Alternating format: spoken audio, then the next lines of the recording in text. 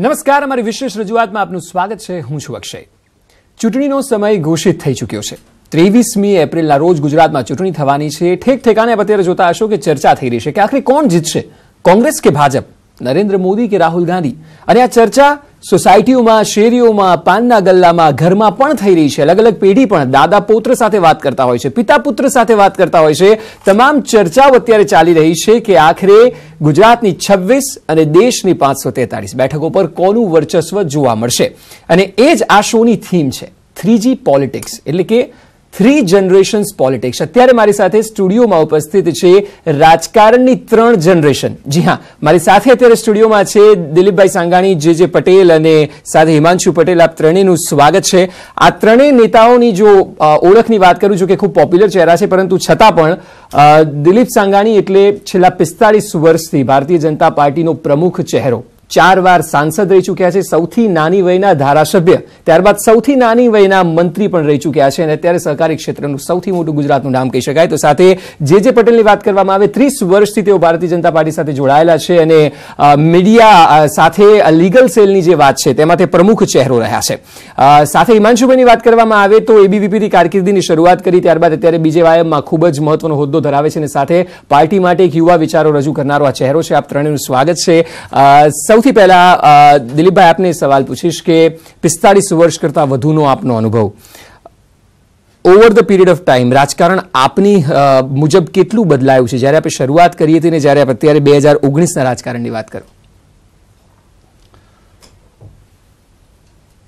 સૂર્ય ઉગતો હોય ત્યારે દર્શન કરીએ, એ જ સૂર્ય મધ્યાહન આવે ત્યારે એનો તાપ અને આથમતો સૂર્ય એકદમ નરમ, આ બધા જ એકના એક સૂર્યના દર્શન અને અનુભૂતિ આપણે થતી હોય છે. કંઈક યુવાવસ્થાએ રાજકીય પ્રવેશ અને કંઈક કરી છૂટવા માટેની ભાવના અને હળવે હળવે એ પદો ઉપર જઈને કેટલું ધાર્યું કરી શક્યા, કેટલું સમાજ માટે કરી શક્યા, એના હિસાબો માંડીએ ત્યારે અપેક્ષાઓ સમાજ માટે, બદલાવ માટે, પરિસ્થિતિ માટે જે યુવા અવસ્થા હોય છે એ પરિપૂર્ણ નથી થયા. એ સતત મનમાં આપણે ઘૂંટતા હોય છે. એના માટે સામાજિક પ્રવૃત્તિઓ સાથે કેવી રીતે એ પરિવર્તનો, આઝાદીના લડવૈયા મહાત્મા ગાંધી કે સરદાર પટેલ, મહાત્મા ગાંધીએ આઝાદી અપાવી તો સરદાર પટેલે 565 રજવાડાઓને 1262 એક કરીને આજનું રાષ્ટ્રનું નિર્માણ કર્યું. ત્યારે સ્વાભાવિક આ રાષ્ટ્ર એક મજબૂત અને અખંડ મજબૂત બને એવી સૌની અપેક્ષાઓ બાળપણથી જ હતી. શરૂઆતમાં અખંડ હિન્દુસ્તાન બનાવીને જંપીશું એવા સપનો પણ જોયા, પરંતુ જ્ઞાતિવાદ, જાતિવાદ, કોમવાદ, પ્રાંતવાદ, ભાષાવાદ, આ બધા સપનાઓને બાળપણના તૂટતા આજે દેખાઈ રહ્યા છે. એથી મનમાં સતત ઉદ્વેગ થાય કે બાળપણમાં જોયેલા સપના પૂરા કરવા માટે શું કરવું જોઈએ. એ સતત મંથન મનમાં થતું રહે છે. જીજીભાઈ, હું આપની વાત કરું તો 30 વર્ષથી આપ એક કપરી જવાબદારી એટલે કહેવાય, કારણ કે લીગલ સેલમાં જે છે તે કામ હંમેશાથી અઘરું હોય છે. આપનું કામ કેટલું બદલાયું છે? આ 30 વર્ષમાં કેટલો ફરક પડ્યો છે? જે પ્રકારનું રાજકારણ ચાલી રહ્યું છે અને 3 ડિકેડ કહી શકાય જેટલો અનુભવ આપને છે, કેટલું બદલાયેલું છે આ રાજકારણ? જો જ્યાં સુધી કોઈ કાનૂની મુદ્દો છે, તો કાનૂની મુદ્દો તો સમયને બદલાતા રહે છે. પણ એક પોલિટિકલ લીડર તરીકે યુવા મોરચામાં વર્ષો સુધી કામ કર્યું. 2001માંથી લીગલ સેલનું આ 4 ટર્મથી હું કામ સંભાળું છું. બાર કાઉન્સિલનું પણ કામ જોઉં છું. પણ એક કાર્યકર્તા તરીકે જ્યારે 1987 મેં ભાજપ જોઈન કરી, તો કોઈ પણ વ્યક્તિ કોઈ પોલિટિકલ પાર્ટીને જોઈન કરે ને એનો પોતાનો વિચાર હોય, બિલકુલ એના વિચાર એ પાર્ટી સાથે મળે છે તો મજબૂતાઈથી એની સાથે જોડાય છે. ખાસ કરીને ભારતીય જનતા પાર્ટીનો અને ભારતીય જનતા પાર્ટીના કાર્યકર્તાઓ એક વિચાર સાથે જોડાયેલા લોકો, ભારતીય જનતા પાર્ટીની જે વિચારધારા, સંઘની જે વિચારધારા, એ મને વિદ્યાર્થી કાળમાં આકર્ષી. એટલે મેં ભારતીય જનતા પાર્ટી જોઈન કરી. 1987 જ્યારે ભારતીય જનતા પાર્ટી જોઈન કરી, આખા ગુજરાતની અંદર ક્યાંય ભારતીય જનતા પાર્ટીની સત્તા નથી. 87માં પહેલી વખત અમદાવાદના મેયર તરીકે અમે સત્તા ગ્રહણ કર્યું. તો મેયરને જોવા અમે જતા કે આપણા મેયર કેવા હશે, આપણા સ્ટેન્ડિંગ કમિટીના ચેરમેન કેવા લાગે, અમે જોવા જતા. પણ એક અભ્યાસુ રાજનીતિક વ્યક્તિ તરીકે હંમેશા દરેક પોલિટિકલ ઇસ્યુ પર તમારી નજર હોવી જોઈએ. બિલકુલ. મને યાદ છે કે 1987 ની અંદર કોર્પોરેશન એક ઠરાવ પાસ કર્યો કે આ લારી ગલ્લા છે એ પ્રજાને બહુ જ તકલીફ આપે છે, એટલે લાલ દરવાજા આજુબાજુના લારી ગલ્લા હટાવવા માટે કોર્પોરેશન એક અભિયાન ચાલુ કર્યું. જેવું અભિયાન ચાલુ થયું તે કોંગ્રેસ અને પોલિટિકલ મુદ્દો બનાવી દીધો કે આ ગરીબો સામે લડવા નીકળ્યા છે. એ વખતે એક પોલિટિકલ લીડર તરીકે જ્યારે તમે બે વિષયને જોઈ રહ્યા છો, એક બાજુ ગરીબી હટાવવાની વાત થઈ રહી છે, બીજી બાજુ ભારતીય જનતા પાર્ટી શહેરને સ્વચ્છ બનાવવા માટે, લોકોની નાગરિકને જે તકલીફ પડે છે એને દૂર કરવા માટેનો સ્ટેન્ડ લીધું, તો આ વખતે ભારતીય જનતા પાર્ટીના નેતાઓ શું કરશે? તો કાર્યકર્તા તરીકે હું નાનો કાર્યકર્તા હતો, વોચ કરતો હતો. મને યાદ છે નરેન્દ્રભાઈએ એક મિટિંગ લીધી સંગઠન મહામંત્રી તરીકે, અને એમને પૂછ્યું કે આપણે પહેલી વખત સત્તામાં આવ્યા, લોકોને આશા છે કે શહેરની અંદર અમને કોઈ તકલીફ ના પડી જોઈએ, શહેર ચોખ્ખું રહેવું જોઈએ, શહેર શહેરની રીતે રહેવું જોઈએ, લારી ગલ્લા માટે આપણે એક અલગ વ્યવસ્થા ઉભી કરીએ, તો શું કરવું જોઈએ? એટલે એક નેતા તરીકે કાર્યકર્તાનો વિચાર લેતા અને વિચારના આધાર પર નિર્ણય થતો. બરાબર છે. એટલે પરિપક્વ નિર્ણય ભારતીય જનતા પાર્ટીનું શ્રેષ્ઠ નેતૃત્વ લેતા મેં જોયેલું છે. બિલકુલ. અને એના કારણે જ એક તો ભારતીય જનતા પાર્ટીમાં કોઈ કાર્યકર્તા આવે છે ને એ 100% વિચારને આધારિત આવે છે, સત્તા માટે નથી આવતું. કેમ કે સંઘના સંપર્કમાં રહી અને એટલું ચોક્કસ શીખી જાય છે કે આ સાધન સત્તા માટે આપણે નથી. એટલે એ પહેલા જે સંસ્કારો છે એ આજે પણ ભારતીય જનતા પાર્ટી સિદ્ધબદ્ધ સૈનિકોની પાર્ટી ગણાય છે. મૂળ અમારા વડીલોએ અમને આપેલા સંસ્કારો છે. એટલે એ સમયના આપણે અનુભવ શેર કર્યા. હિમાંશુભાઈ, મારે આપને કહેવું છે કે આજનું રાજકારણ યુવાઓની આસપાસ થઈ રહ્યું છે. ખાસ કરીને જે ફર્સ્ટ ટાઈમ વોટર્સ છે તેના પર તો ખૂબ જ ભાર આપવામાં આવી રહ્યો છે. એક યુવા તરીકે આપ જે રાજકારણ કરી રહ્યા છો, કે જે રાજકારણનો ભાગ છો, કેટલું સશક્ત લાગી રહ્યું છે? ખરેખર આ પ્રકારે દેશ, સત્તા હોય કે વિપક્ષ, એ સાચી દિશામાં રાજકારણ કરી રહ્યું છે? યુવાનો મત શું છે? દેખો, ભારતીય જનતા પાર્ટીમાં અત્યારે અમારા બંને વડીલોથી અમારી એક વિપરીત પરિસ્થિતિ છે. અમે તો એક તૈયાર રોટલા ઉપર આમ તો બેઠેલા છે, અને છેલ્લા 22 વર્ષથી ગુજરાતમાં પણ ભારતીય જનતા પાર્ટીનું નેતૃત્વ રહ્યું છે. આજે જે વોટર્સ, આજે જે મતદાન કરવા જાય છે, જેની ઉંમર આજે એપ્રોક્સિમેટ 30-35 વર્ષની જેની ઉંમર છે, એ જો પાછળના વર્ષોમાં જાય ત્યારે એને ખબર પડે કે ગામડામાં જ્યારે લાઇટ નહોતી અને જ્યારે બાળકો સ્કૂલમાં જતા અને સ્કૂલમાં ભણતા, આજે એનાથી પરિસ્થિતિ બદલાઈ છે અને રાજનીતિ એ વિકાસની રાજનીતિ બની છે. બિલકુલ. અને સ્પેશિયલી ભારતીય જનતા પાર્ટીમાં આજે જે નવા યુવાનો જોડાય છે, અને હું એ કહું કે નવો યુવાન, આજે નવો મતદાર 18 થી 19 વર્ષની ઉંમરનો જે મતદાર રેકોર્ડ થયા છે એ અરાઉન્ડ ઓવરઓલ ઇન્ડિયાના 1.5 કરોડ મતદારો, નવા યુવા મતદારો થયા છે. તો એ કેમ ભારતીય જનતા પાર્ટી સાથે જાય? કેમ ભારતીય જનતા પાર્ટીની વિચારધારા સાથે જાય?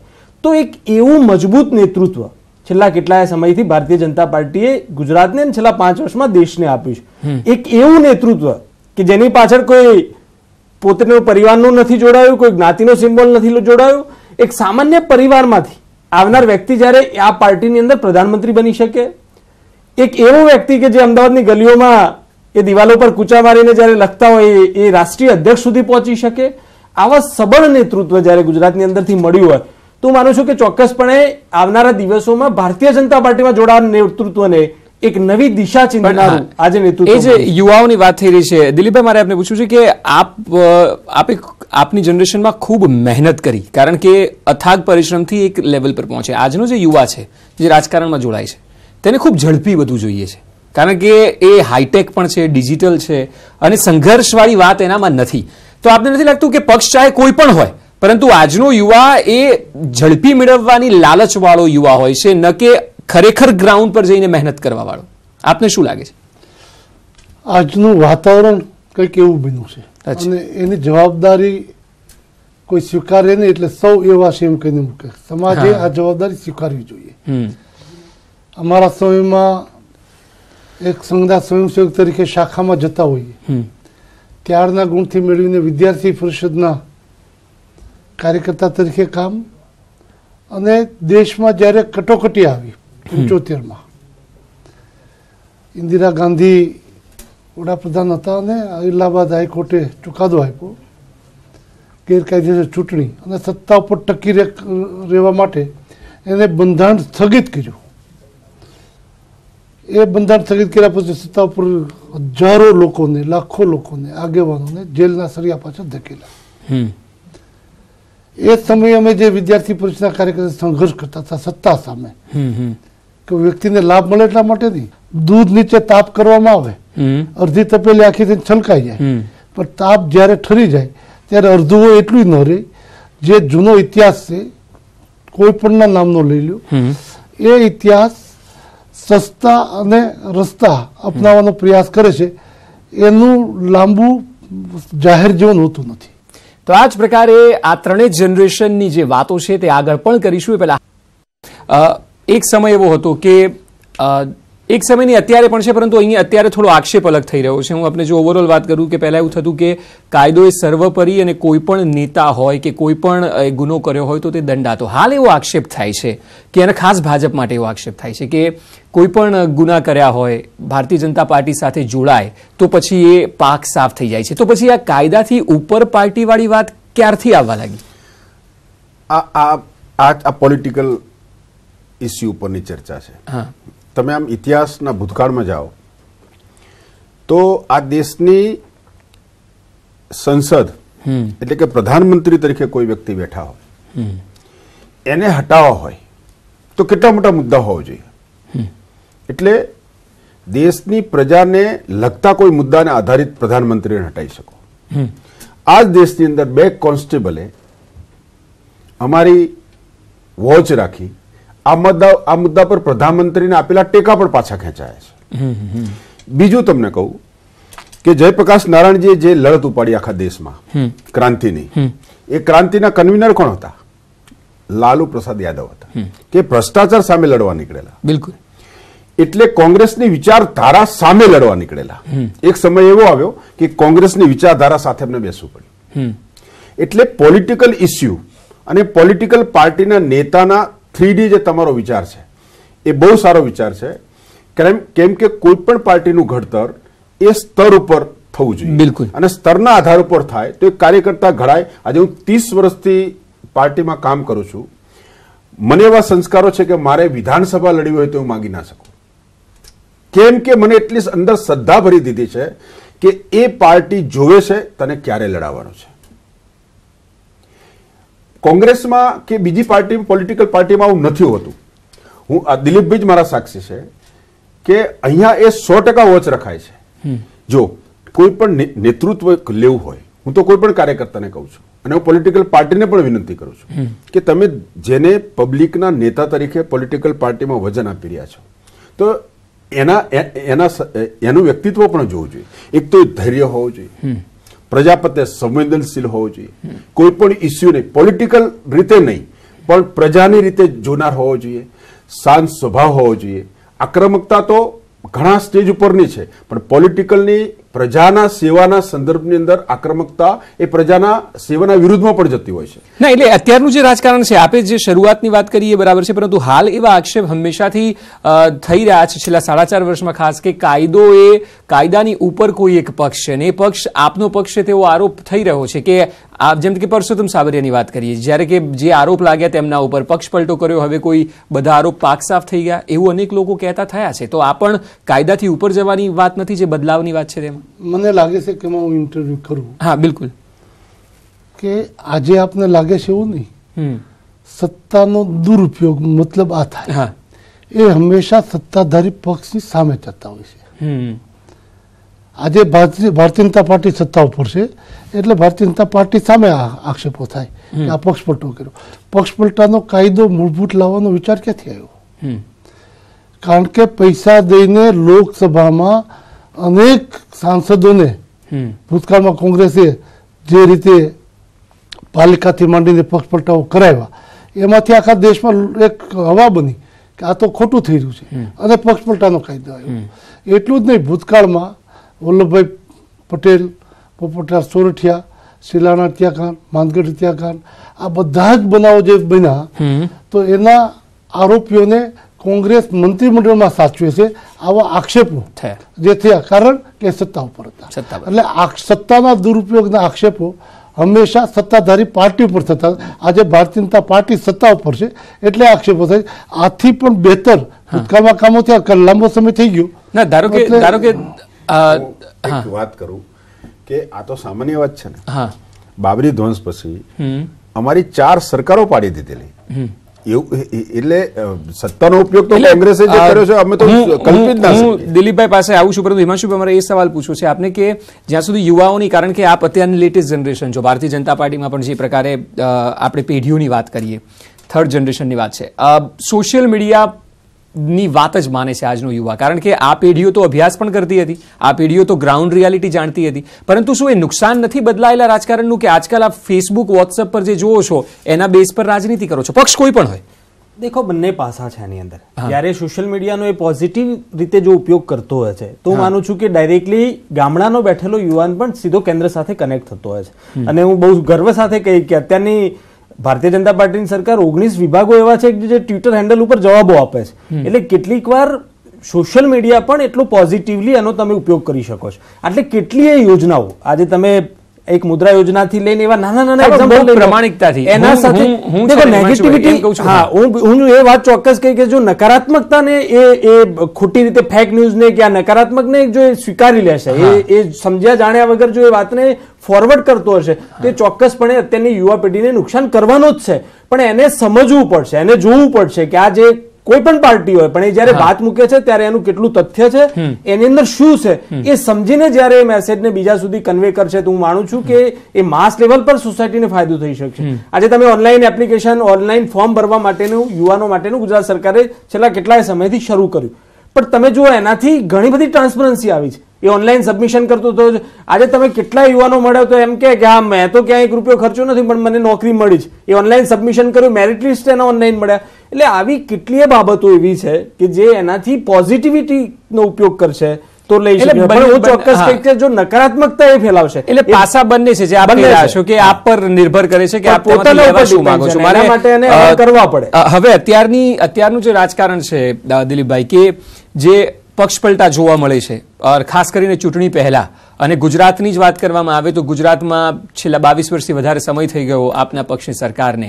એવો આરોપ છે કે પક્ષપલટો એ આપની પાર્ટી કરે છે, એ ચાહે રાજ્યસભાની ચૂંટણી પહેલાની વાત હોય, પછી વિધાનસભાની પણ વાત હોય, અને હવે જ્યારે લોકસભા આવી રહી છે ત્યારે પણ આપ કોંગ્રેસના ધારાસભ્યોને ખરીદી રહ્યા છો. આ આજકાલનું રાજકારણ છે કે પહેલા ચાલતું?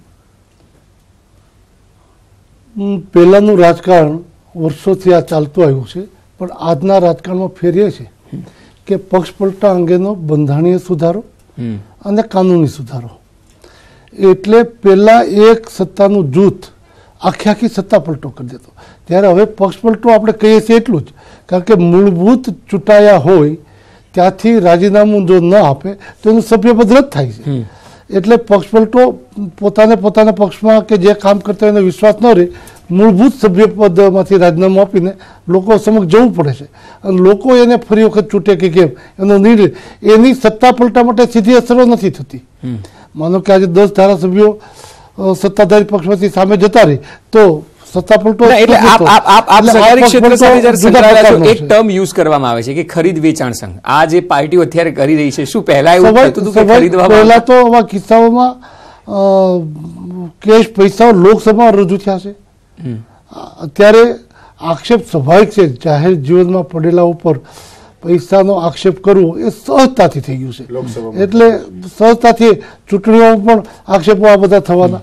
એટલે હું માનું છું કે જે પક્ષપલટો કરે છે એ જ સાચી વાત કહી શકે કે પોતાની જાતને વેચી છે કે પોતે જ્યાં કામ કરતા હતા એનાથી સંતોષ નહીં હોવાના કારણે એ પક્ષ છોડ્યો છે. જેજેભાઈ, લોકશાહીની જ્યાં સુધી વાત કરવામાં આવે, એક વાત ચોક્કસ થઈ એવી રહી છે કે બંધારણને તોડી નાખવું આજના રાજકીય નેતાઓ એ વાત કરે છે. સત્તાધારી પક્ષ ખાસ કરીને આ જોખમ કાયદા પર હોય તેવી વાતો થતી આવે છે, પરંતુ આ વાત તો અગાઉની જનરેશનમાં પણ જ્યારે 75માં ઇમરજન્સીની વાત છે એટલે રાજકારણની અલગ અલગ બાબતો બદલાઈ, પરંતુ આ બાબત ક્યારેય નથી બદલાઈ કે સત્તાધારી પક્ષ એ પોતે કાયદાથી ઉપર હોવાની ફિલિંગ લોકોને આપે.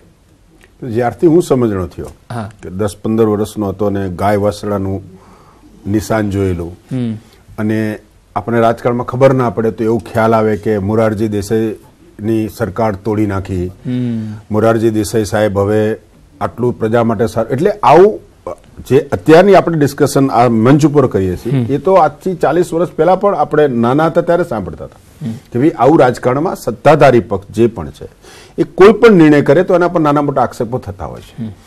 પણ પોલિટિકલ પાર્ટી ખાસ કરીને જ્યારે નવો કાર્યકર્તા જે તે પાર્ટીમાં આવતા હોય ત્યારે એને બરાબર વોચ કરીને એને સંસ્કાર આપીને ટ્રેનિંગ આપીને એને ફર્સ્ટ રોની અંદર બરાબર તૈયાર કરો તો આવનારા દિવસો જો કે આ તો દિવસો જો કે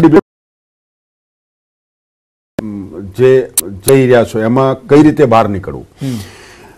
જે કાયદો આવ્યો જેમ દિલીપભાઈએ કહ્યું કે પહેલા શું થતું 5 ધારાસભ્ય ભેગા થઈ જાય તો સત્તા પરિવર્તન આવી જાય. હવે એ કાયદો નડે છે. કોઈ પણ બીજી પાર્ટીમાં જવું છે તો જેના ચિહ્ન ઉપર ચૂંટાયા છો ત્યાં એને રાજીનામું આપવાનું, એટલે ધારાસભ્ય પદ ઉપર એ નથી. એટલે એક ધારાસભ્ય પક્ષ પલટા નથી કરતા, એક વ્યક્તિ કરે છે. એક વાત ચોક્કસ છે કે જે વાતો આ તમામ નેતાઓ અને 3 જનરેશનના નેતાઓ કરી રહ્યા છે કે રાજકારણ બદલાયું છે એ વાત છે. રાજકારણમાં 2 પાસા છે, એ આપે નક્કી કરવાનું કે હકારાત્મકતા જોવી છે કે નકારાત્મકતા. કારણ કે બંને પલટી જાય, એ કોંગ્રેસની વાતો કે ભાજપની, એ પહેલા પણ ચાલતી હતી, અત્યારે પણ ચાલે છે. નેતાઓ જેમ જેમ બદલાયા તેમ તેમ પોલિસીઓ બદલાય છે, પરંતુ પ્રજા જે છે તે હજુ પણ કોંગ્રેસ અને ભાજપ એ બંનેમાં વિશ્વાસ રાખે છે. તે જવાબદારી એ નેતાઓ પણ ખૂબ સારી રીતે સમજે છે. જનરેશન બદલાય પરંતુ નેતાઓમાં એ વાત છે કે પ્રજાના મુદ્દાઓ તેઓ ઉઠાવવાના છે અને પ્રજા માટે તેઓએ કામ કરવાનું છે. તો 3G પોલિટિક્સ અમારી વિશેષ રજૂઆત હતી. આપ ત્રણેય મહાનુભાવો સ્ટુડિયોમાં આવ્યા, ચર્ચામાં જોડાવા બદલ આપનો ખૂબ ખૂબ આભાર. તો અમારી વિશેષ રજૂઆતમાં હાલ બસ આટલું જ. વધુ સમાચાર માટે આપ જોતા રહો News 18 ગુજરાતી. નમસ્કાર.